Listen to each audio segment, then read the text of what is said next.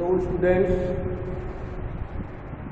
आज हम आपको नए लेक्चर के साथ उपस्थित हैं, नए वीडियो के साथ। इसके पहले हमने आपको पौधों में जो है अलैंगिक और लैंगिक जनन को समझाया था। आज हम जो है जंतुओं में जो है जनन कैसे होता है उसके बारे में बताएंगे। यह देखिए, जनन जो होता है, रिप्रोडक्शन जो होती है, एक प्रक्रिया होती है। उस प्रक्रिया के द्वारा जो है सभी जीवधारी जो होते हैं जीवन की निरंतरता को बनाए रखने के लिए अपने समान जो है संतान उत्पन्न करने की क्षमता रखते हैं।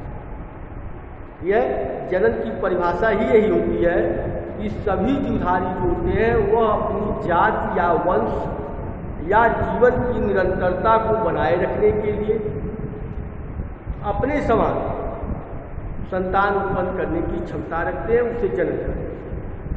तो जैसे पौधों में जनन की क्रिया होती है उसी प्रकार जो है जंतुओं में भी जनन की क्रिया होती है।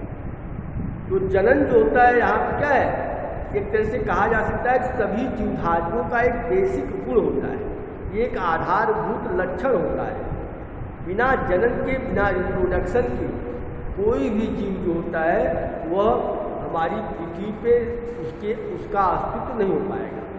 अगर अपने कोई भी जीव अगर है, कोई भी जीवधारी अगर है, वो अगर अपने अस्तित्व को बनाए रखे हुए है, अगर अपने अस्तित्व को बनाए रखना है तो अपने समान जो है उसको क्या करना पड़ेगा, संतति का निर्माण करना पड़ेगा। अगर वो अपने समान संतति का निर्माण नहीं करता है, डॉटर सेल का निर्माण नहीं करता है, तो उसकी जातियाँ क्या होंगी, समाप्त हो जाएंगी।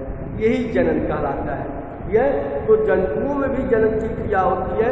तो जो निम्न कोटि के जंतु होते हैं वह जो होते हैं और उच्च कोटि के जंतु जो होते हैं पाए जाते हैं। तो मतलब जनन जो होता है जंतुओं में जो होता है जनन दो प्रकार का होता है, एक अलैंगिक जनन होता है, दूसरा लैंगिक जनन होता है। यह तो जो अलैंगिक जनन होता है वह अधिकांशतः जो होते हैं निम्न कोटि के जो जंतु होते हैं उनमें पाया जाता है। जैसे ही होता है अलग जो जंतुओं में जो लैंगिक जनन की क्रिया होती है वह दो प्रकार की होती है। एक होता है अलैंगिक जनन, एक होता है अलैंगिक जनन, दूसरा होता है लैंगिक जनन, दूसरा होता है लैंगिक जनन। या इसी को हम कहते हैं एसेक्सुअल रिप्रोडक्शन, एसेक्सुअल रिप्रोडक्शन, और दूसरा होता है सेक्सुअल रिप्रोडक्शन। Sexual reproduction. अब इसी तरह जैसे हमने पादप जनन को समझाया था, उसी तरह समझिए जंतु जनन भी होता है। तो अलैंगिक जंतुओं में जो अलैंगिक जनन की क्रिया होती है इसमें जो होता है उसी तरह जो होता है जब कोई जो होता है इसमें जब किसी जंतु को अपनी संख्या में वृद्धि करना होता है तो वह जनन की क्रिया करता है। और अलैंगिक जनन जो होता है वह निम्न प्रकार का होता है। पहला आता है विखंडन आता है। विखंडन आता है तो विखंडन का अर्थ ही होता है टूटना, अलग होना। तो इसमें क्या होता है, जैसे मैं पीछे आपको समझाया था उसी तरह समझ लीजिए कि इसमें जब कोई जंतु जो होता है वृद्धि करता है और वृद्धि करने के बाद जो होता है उसके अंदर विखंडन की क्रिया हो जाती है। यह 1 से 2 बन जाता है या 1 से जो है 2 से अधिक जब संख्या बन जाती है तो वह विखंडन की क्रिया होती है। तो केवल इसमें जो जीव होता है वह जब पूर्णतः अपने को वृद्धि को प्राप्त कर लेता है, जब वृद्धि वह प्राप्त कर लेता है तो वह जो होता है उसकी कोशिकाएँ क्या होती हैं, टूट जाती हैं, अलग हो जाती हैं और अलग होकर के जो होते नए जीवों का निर्माण कर लेते हैं। या सीधी सी भाषा में समझिए कि इसमें जो अलैंगिक जनन जो पहला आता है इसको हम कहते हैं होता है कि पहला है विखंडन। या इसी को हम कहते हैं शिशन।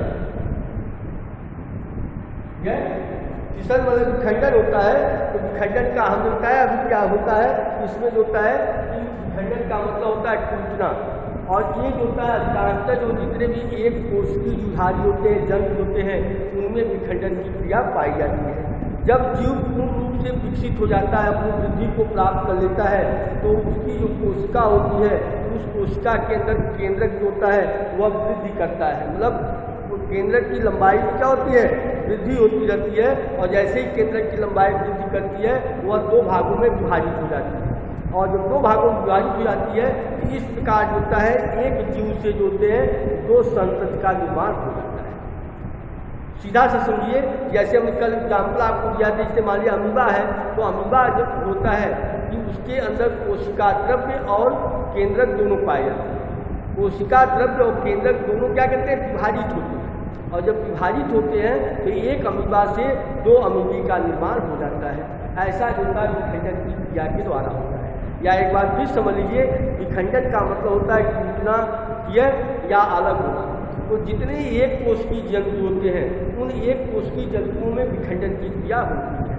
जैसे जो होता है अमीबा होता है, तो अमीबा के अंदर जो होता है एक जो जीव होता है वह होता है क्या करता है, वृद्धि करता है, और वृद्धि करके जो होता है उसका कोशिका द्रव्य और केंद्रक क्या होता है, विभाजित हो जाता है। जब कोशिका द्रव्य और केंद्रक जब विभाजित होते हैं तो एक जीव से जो होता है 2 संतति का निर्माण होता है। यह जब एक जीव से 2 संतति बन जाता है उसी को हम विखंडन की क्रिया कहते हैं। जैसे अमीबा है तो अमीबा के अंदर है, पैरामीशियम के अंदर है, ये विखंडन की क्रिया क्या होती है, पाई जाती है। और दूसरा होता है मुकुलन, दूसरा होता है मुकुलन या बड़ी। मुकुलन को हम बड़ी होता है, ध्यान समझते जाएंगे सब समझ आ गया। ये बडिंग होता है, यह एक विधि होती है, मतलब जनन, जिसमें जीव के शरीर, जो जीव का शरीर होता है उस शरीर पर एक बाहर जो है आउटग्रोथ निकल आती है, एक अतिवृद्धि निकल आती है। मतलब जब इसमें क्या होता है, मुकुलन की जो क्रिया होती है ये भी निम्न कोटि के जंतुओं में पाया जाता है। इसमें जो जंतु होता है, जीव होता है, वह जीव के शरीर के बाहर जो होता है एक अतिवृद्धि निकल आती है, उस अतिवृद्धि को मुकुल कहते हैं। और जैसे ही अनुकूल वातावरण आता है ये मुकुल जो होता है अपनी जो मातृ कोशिका जो होती है उससे अलग हो जाता है और अलग होकर के नए जीव का निर्माण कर देता है, उसको हम मुकुलन कहते हैं। तो सीधा सा मतलब समझिए कि जैसे जो होता है हाइड्रा आपने देखा होगा, तो हाइड्रा के अंदर जो होता है बाहर एक छोटा सा मुकुल निकल आता है। जैसे ये होता है, ये सबस्ट्रेटम होता है और थोड़ा आधार होता है, इस आधार से होता है इस तरह जो है हाइड्रा का निर्माण होता है। यह और यहीं पे होता है ये टेंट्रीज होते हैं, इसके ऊपर निकले रहते हैं, और यहीं पे आधार से ही ये छोटी सी जो होती है हाइड्रा की जो है हाइड्रा निकल आती है, ये होता है। और होता है यही मतलब एक मातृ कोशिका होती है, उस मातृ कोशिका में हल्की सी वृद्धि निकल आई।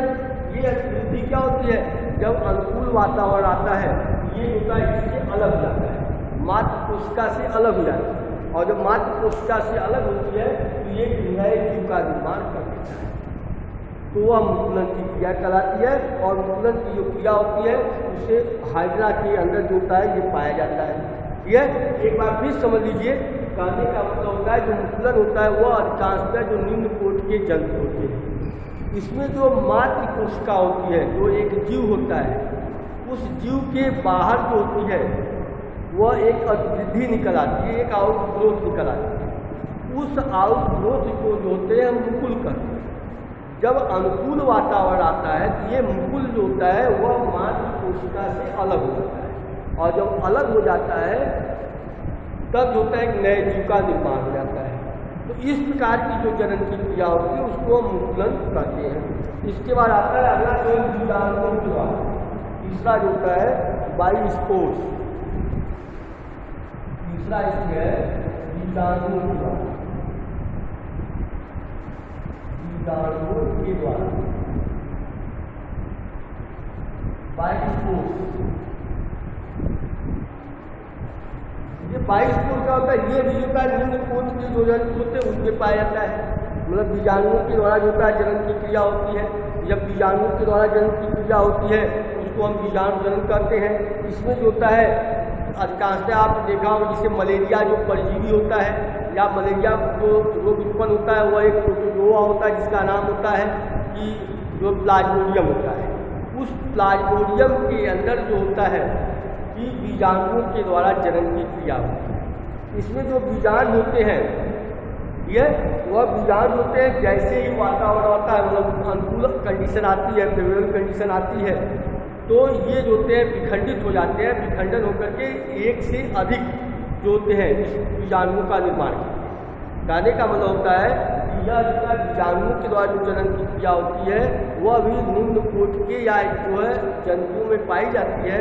और इसमें जो होता है कि जो जीव होता है, जो जीवधारी होता है, उसमें जो होता है स्पोर का निर्माण होता है, बीजाणु का निर्माण होता है। जब प्रतिकूल वातावरण होता है तो बीजाणु के चारों तरफ एक आवरण बन जाता है जिसको हम शिष्ट कहते हैं, और उसी शिष्ट में वह पड़ा रहता है।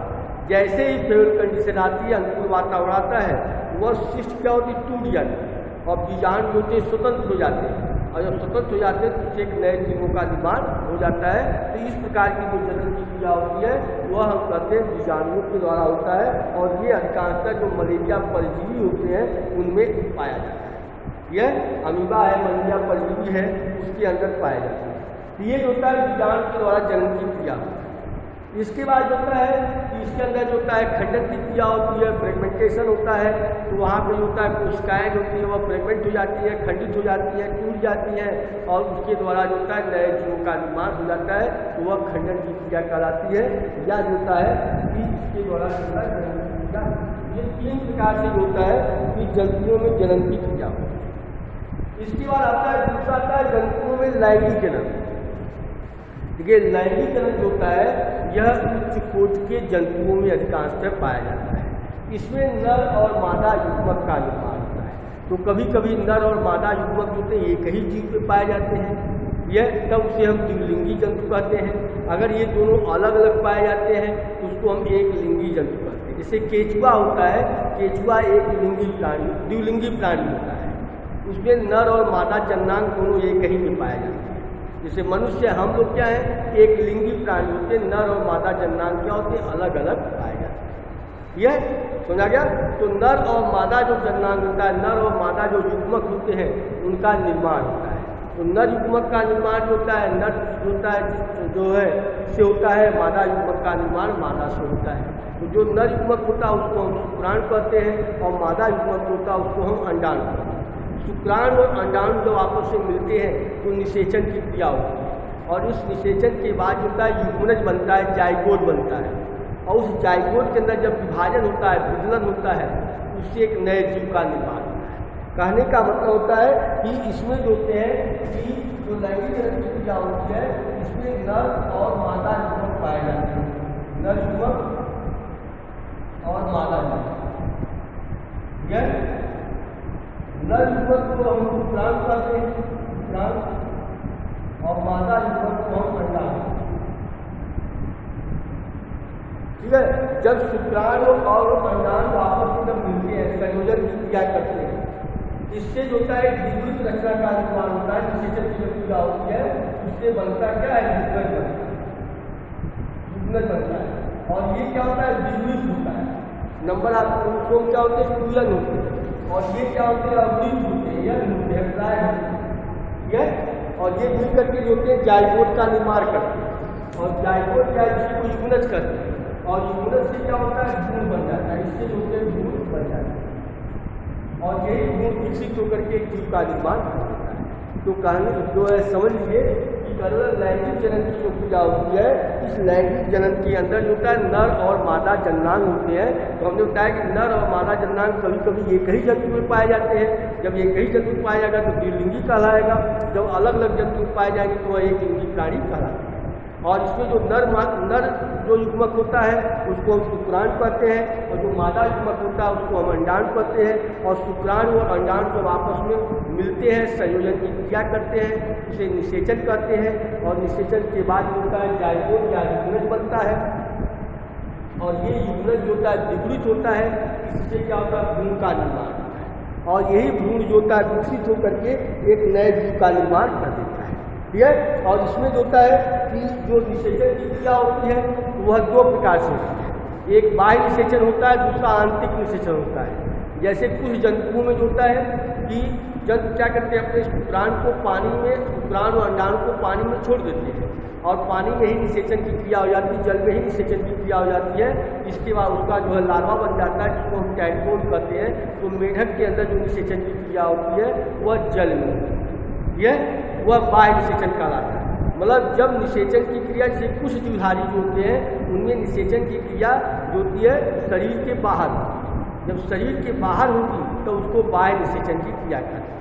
जैसे मेढक होता है, तो मेढक जो होता है क्या करता है, अपने नर और मादा जो मेढक होते हैं वे अपने शुक्राणु और अंडाणु को पानी में छोड़ देते हैं और इसके बाद निषेचन की क्रिया हो जाती है और निषेचन के बाद यूनस बनता है और यूनस से भ्रूण बन जाता है और वही जो होता है टैडपोल लार्वा के रूप में विकसित हो जाता है। और टैडपोल से जो होता है क्या होता है कि एक जो होते हैं मेढक का निर्माण, एक नए मेढक का निर्माण हो जाता है। इसके बाद जबकि जो हायर एनिमल होते हैं जैसे मनुष्य होता है, तो मनुष्य में जो निषेचन की क्रिया क्या होती है, आंतरिक। इसमें शरीर के अंदर निषेचन होता है। इसमें जो नर जो युग्मक होता है उनसे जो शुक्राणु निकलते हैं, जो मादा युग्मक होता है, जो अंडाणु होते हैं, तो शुक्राणु और अंडाणुओं का जो मिलन होता है वह होता है शरीर के अंदर होता है। यह तो शरीर के अंदर एक नलिका होती है, इसको हम फैलोपियन नलिका कहते हैं। यह तो फैलोपियन जो नलिका होती है हिंदी में होता है निषेचन की क्रिया क्या होती है, फैलोपियन नलिका होती है, उसी में होता है निषेचन की क्रिया होती है।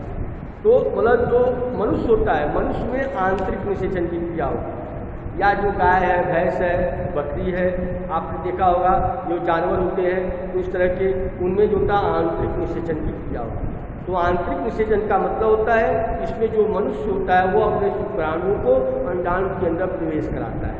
जब शुक्राणु को अंडाणु के अंदर प्रवेश कराया जाता है तो उनमें निषेचन की क्रिया शरीर के अंदर, और जब शरीर के अंदर होती है उसको हम आंतरिक निषेचन कहते हैं। यह और आंतरिक निषेचन की जब हो जाता है, निषेचन की क्रिया हो जाती है, इसके बाद वही यूनस या भ्रूण का निर्माण हो जाता है। वह भ्रूण जो होता है माता के गर्भाशय में स्थित हो जाता है। यह और इसके बाद जो होता है वह लगभग 9 महीने तक रहता है और 9 महीने के बाद जो होता है एक नए शिशु का जन्म हो जाता है। यह तो ये जो होता है वहाँ पे वह लक्षण होते हैं। इसके बाद जो नर और मादा जो जन्नांग होते हैं उनसे अलग अलग जो होते हैं उनके गौण लैंगिक लक्षण कहलाते हैं, मतलब पुरुषों के और महिलाओं के या स्त्रियों के गौण लैंगिक लक्षण होते हैं। तो जो मनुष्य होता है, मतलब पहले मनुष्य में, पहले पुरुषों में देख लें, तो पुरुषों में जो गौण लैंगिक लक्षण होते हैं, या हम कहें कि मनुष्य के अंदर जो नर हार्मोन्स होते हैं, यह इस नर हार्मोन्स को हम टेस्टोस्टेरोन हार्मोन कहते हैं। और इसी हार्मोन के कारण जो होता है कि नर जो है जन्नांगों का विकास होता है, या हम कहें जैसे जैसे मनुष्य की अवस्था जो होती है वयस्क अवस्था तक होती जाती है, जब वो यौनारंभ हो जाता है, मतलब वो एडल्ट कंडीशन में आ जाता है, लगभग जो होते हैं यह कंडीशन जो होती है लगभग 11 से 14 साल के बाद। तो 11 से 14 साल का जब 14 वर्ष हो जाता है तो व्यक्ति जो होता है मैच्योर हो जाता है, परिपक्व हो जाता है। वह निषेचन की क्रिया के लिए जो होता है कि अपने आप को परिपूर्ण कर लेता है। तो वह जो होता है यौनारंभ कहलाता है या प्यूबर्टी सीजन कहलाता है, प्यूबर्टी जो होता है कहलाता है, काल कहलाता है। और उस समय व्यक्ति जो होता है मैच्योर अवस्था हो जाता है, परिपक्व अवस्था हो जाता है, उसके दाढ़ी और मूछ क्या होती है, विकसित हो जाती है, आवाज़ मोटी हो जाती है, लैंगिक जननों का जो होता विकास हो जाता है। और इसके बाद जो शरीर के जो जनन अंग होते हैं वहाँ पे जो होते हैं बाल वगैरह जो होते हैं उग आते हैं। इसके अलावा जो होता है कि जो सोल्जर होते हैं, कंधे होते हैं, वह चौड़े हो जाते हैं। ये जो होता है द्वितीयक लैंगिक लक्षण के अंतर्गत आता है या गौण लैंगिक लक्षण कहलाता है। इसमें अगर आपसे कोई पूछता है कि मनुष्य के गौण लैंगिक लक्षण क्या होते हैं, इसमें पहला आप यही बताएंगे कि जो गौण लैंगिक लक्षण होता है इसमें पुरुषों के जो नर जन्नांग होते हैं वह शिश्न होता है, ईषण होता है, ये सब क्या होते हैं पूर्ण विकसित हो जाते हैं। उसकी आवाज़ क्या होती है, मोटी हो जाती है, यह कंधे चौड़े हो जाते हैं। और इसके बाद जो होते हैं कि शरीर जो होता है पूर्ण रूप से विकसित हो जाता है। और वह जो होता है कि उसकी आवाज़ क्या होती है, भारी होती है। ऐसा इसलिए होता है क्योंकि नर के अंदर टेस्टोस्टेरोन हार्मोन क्या होता है, स्रावित होता है। इसके अंदर कौन सा हार्मोन पाया जाता है, टेस्टोस्टेरोन हार्मोन पाया जाता है। इसी हार्मोन के कारण होता है मनुष्य के शरीर में जो होता है विकास होता है, गुप्तांगों का विकास होता है, शरीर के ऊपर जो होते हैं कंधे उसके चौड़े हो जाते हैं, और जो होते हैं कि उसके अंदर जो होता है बाल वगैरह जो शरीर की दाढ़ी मूछ आ जाती है। ये सब जो होते हैं नर के जो है मादा नर के जो होते हैं गौण लैंगिक लक्षण या द्वितीयक लैंगिक लक्षण होते हैं। इसी प्रकार स्त्रियों के होते हैं गौण लैंगिक लक्षण होते हैं। तो स्त्रियों के अंदर जो होता है कि वो अभी क्या होता है कि उसके अंदर जो होते हैं हार्मोन जो है स्रावित, तो उसके अंदर जो होता है मादा हार्मोन होता है जिसको हम एस्ट्रोजेंस कहते हैं, ऑक्सीटोसिन है, लुटिनाइजिंग हार्मोन है, ये सब तमाम हार्मोन्स क्या होते हैं वहाँ से स्रावित होते हैं, मादा से स्रावित होते हैं। इनका भी जो यौनारंभ हो जाता है, मतलब वही जो है 11 से लेकर 14 साल तक जो होता है इनका यौनारंभ हो जाता है। इनके अंदर अंडोस्कर मतलब कहा जाता है, मतलब अंडों का निकलना जो होता है, मासिक चक्र जो होता है वह क्या होता है प्रारंभ हो जाता है। यह और जो होते हैं आवाज़ क्या होती है सुरीली हो जाती है, मधुर हो जाती है, मतलब जो होता है। और इसके शरीर जो होते हैं जो होता है जो वसा को संचय करने के कारण उनके नितंब जो होते हैं वह चौड़े हो जाते हैं।